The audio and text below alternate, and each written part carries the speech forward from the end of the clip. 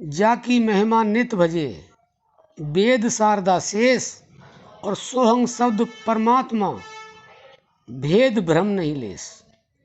एक एक शब्द जो है मोतियों की तरह से पिरोया है इसमें। अगर आपने समझ लिया तो आपका कल्याण निश्चित है, और नहीं तो सुनते हैं ये कान से दूसरे से निकाल देते हैं प्रेमी भक्तों, इससे कुछ नहीं होने वाला है। तो ये परमात्मा क्या है? सोहंग ब्रह्म, या शब्द ही परमात्मा है। हमने अपने हेडिंग में लिखा है कि परमात्मा क्या है, केवल ये समझ लें, सोहंग शब्द ब्रह्म ही परमात्मा है। आपको जल्दी से इस तरह से सुनने को मिलेगा नहीं, जल्दी से मिलेगा लेकिन जल्दी से नहीं मिलेगा। एक एक शब्द पर ध्यान दे करके सुनना और अपने जीवन में उतार लेना। बार बार आपसे ये कहा जा रहा है। आगे की लाइन सुने आप। जो शब्द ब्रह्म को सुरत लगाए टटोले, वो सोहंग सोहंग सोहंग बोले।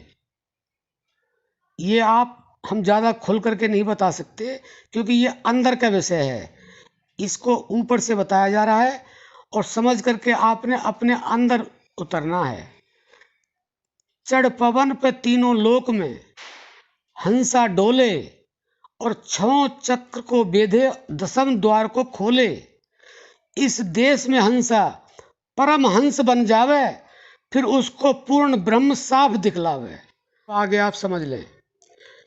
योगाभ्यास काल में चलते फिरते सोते जागते सब समय में योगी को हंस मंत्र का जाप करना चाहिए। इससे योगी सिद्धि को शीघ्र प्राप्त हो जाता है। लोग कहते हैं कि हमें सिद्धि चाहिए, इससे सिद्धि भी मिलती है, लेकिन इसके आगे और क्या मिलता है वो भी ध्यान से सुने आप। मनुष्य और पशु पक्षियों के शरीर में श्वास प्रश्वास की गति होती है अपने आप प्राकृतिक, उसी से प्राण चलते हैं। वह हंग अक्षर से बाहर निकलता है और से अक्षर से अंदर प्रवेश करता है। इस तरह हंसो हंसो शब्द का बार बार फेरते रहने से उलटकर सोहंग सोहंग हो जाता है। इसको योगी ही जानते हैं। प्यारे भक्तों, ये केवल संतों का इशारा है। जिसने इस इशारे को समझ लिया तो उसके लिए और कुछ समझना बाकी नहीं रहता है। अब आगे समझें इससे क्या होगा। यही अजपा नाम की गायत्री है।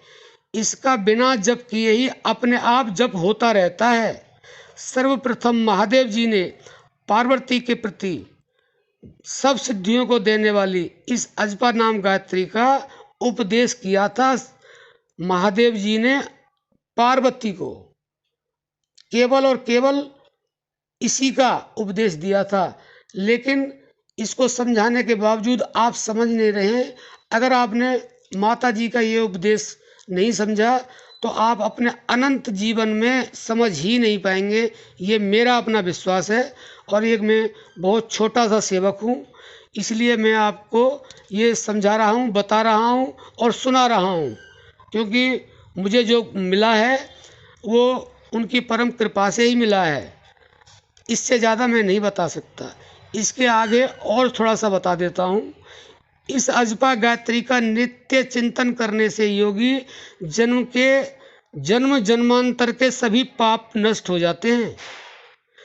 जैसे अग्नि लगने से घास के बोझ जलकर राख हो जाते हैं, वैसे ही नाम जप से सभी पाप भस्म हो जाते हैं।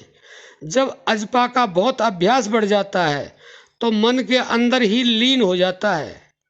मन के लीन होने पर प्राण की गति भी क्षीण हो जाती है और तभी योग निद्रा आ जाती है।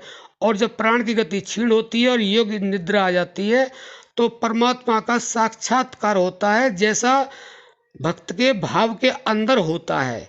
निसंदेह, इसमें कोई संदेह नहीं है।